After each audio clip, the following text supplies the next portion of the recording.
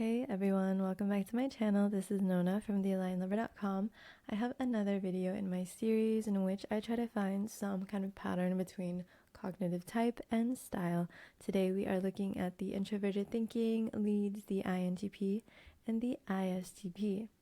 Now before we get into the examples, please note that I use Vaultology.com and only Vaultology.com as a database. I really like their system and I like how only certified analysts can contribute to the typing, so it's a lot more consistent than say a crowd polling site or random Redditors' opinions. One thing I want to note is that, again, I am just looking for patterns that exist in groups. So with any group, with any system, I will probably find a pattern. So these are just the patterns I'm finding in this. And another thing to note, this system is different from your standard MBTI, 16 personality types, online quiz.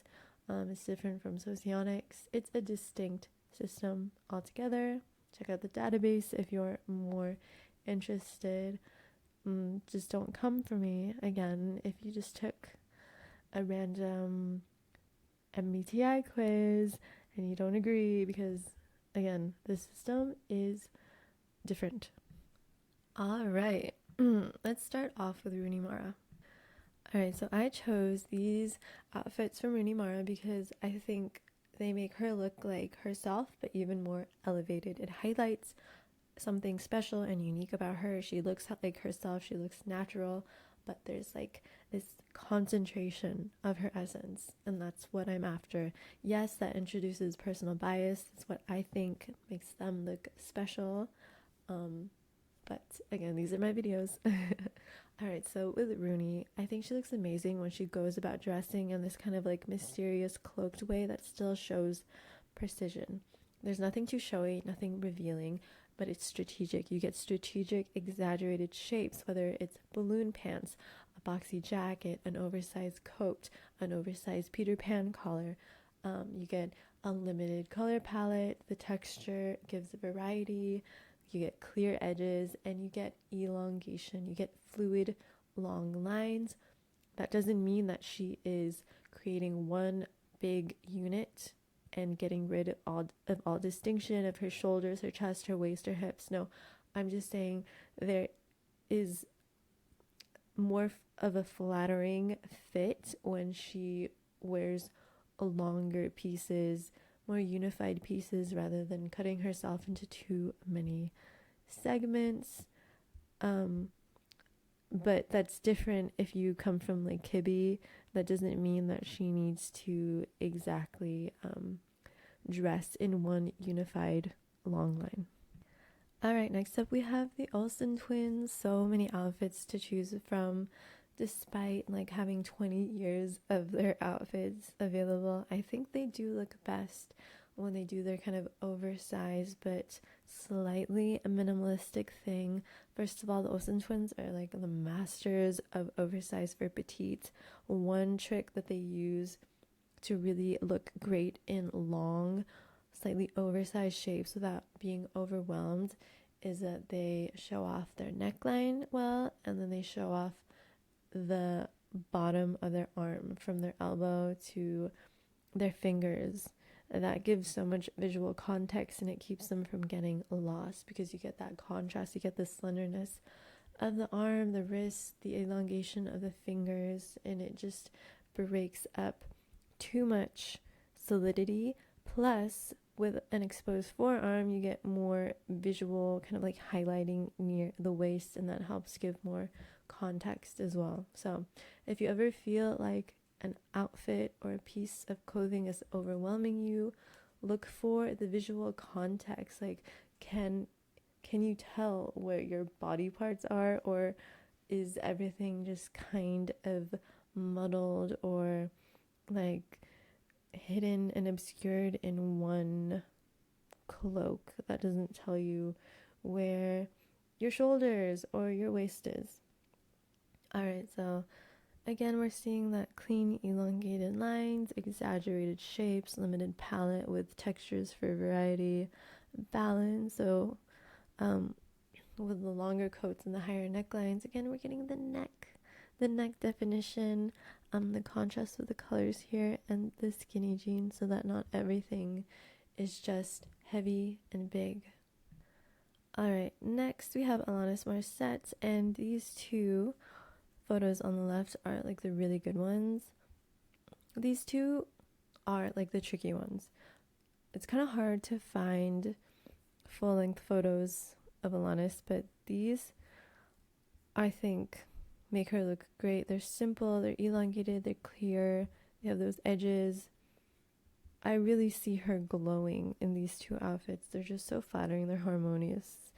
It's kind of like exaggerated, oversized thing going on. Just beautiful. Compare this to the two outfits on the right. You have the elongation, but you don't have that exaggerated shape, the clear edges.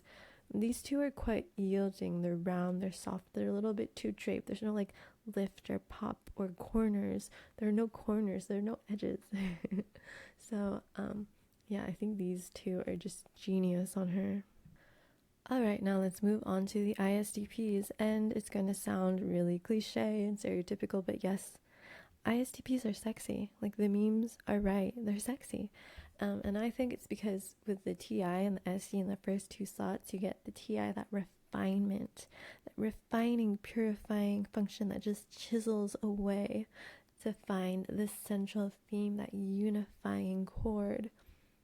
Plus SC, which is all about sensuality and making an impact. And you mix the two together, apply it to style, and you get a master of allure, of provocation. It's subtle provocation, it's technical detailing, it's revealing, it's decisive, it's technically intricate without being overly fussy or distracting, because the sensual impact is still a priority. So with Skylar Grey, we get revealing outfits, not overly complicated. We get decisive shapes, we get technical detail there, that really shows off the body and the sculptedness. Alright, next up we have Azella Day. Earlier on in her career, she dressed more like, I would say, kind of festival boho. Like, it wasn't her iconic style yet. Like, you could see the outfits she would wear working on a lot of people, going to festivals. Nothing wrong with that, but I'm just saying, now as she is developing as an artist, her style is becoming more of her own, and it's working extremely well. Like, look at these, sensual, revealing, but precise. The details, they're decided, they're decisive. From like this gorgeous little lace trim to this beautiful metal belt that just shows off the silhouette so well. This fitted dress with all these little details, the nice fit, the halter with the slit, it's gorgeous, accurate shape, the controlled drape and fit. It's provocative, it's alluring, but it's controlled. And lastly, you get a double whammy for the last side, the ISTP side. And I wanted to put these two outfits from both Anya Taylor-Joy and Margot because they're quite similar. With a white dress, you're getting like a fresh, kind of revealing, exposed shoulder, summery dress with technical detail. Here you get the florals and the mesh drapey skirt. And with Margot, you get the lovely tiers, the soft little pleating here, the crochet details, the eyelets, the ribbing. It's all beautiful, fresh, detailed, sensual in a very innocent way on this dress particularly. And then you get these two bombshell red sculpted dresses. It looks like they were carved from marble, or like wet cloth just stayed in place. Super sexy, super technical, gorgeous, gorgeous, gorgeous. Just for fun, I wanted to compare the ISTP to the ESTP.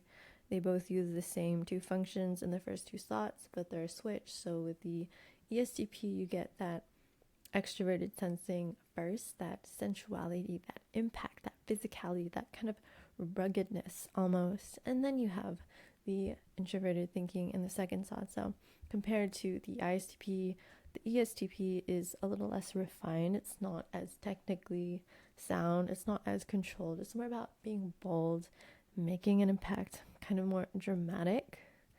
I'm an ESTP, so I'm saying this all of. And the ISTP is just a little bit more controlled, a little bit more, I would say, mysterious. And lastly, here are some outfits I would make for these two types. The INTP, find them gorgeous, a maxi dress, kind of like vintage, those round shades with a clear frame that Rooney Mara's always wearing, a long, slightly oversized blazer with cropped sleeves, a little flare to really show off those forearms, and some Mary Janes, or a silky plunge neck t-shirt, some wax or leather boot cut pants, strappy heels, and a paneled lapelless cardigan or longer coat to add some texture, add some pop to the neck. Elongation for the ISTP, a fitted long white dress with all these little details, from the soft pleating to the lace and the crochet details. Pair that with sandals, or this fun mini dress with the power sleeves, a little slit across the chest, and this curved hem and some cute little I was gonna say bullets, studs up the sides of the leg to add even more pizzazz to the hip line. Pair that with some fun fuzzy sandals for a little bit of playfulness.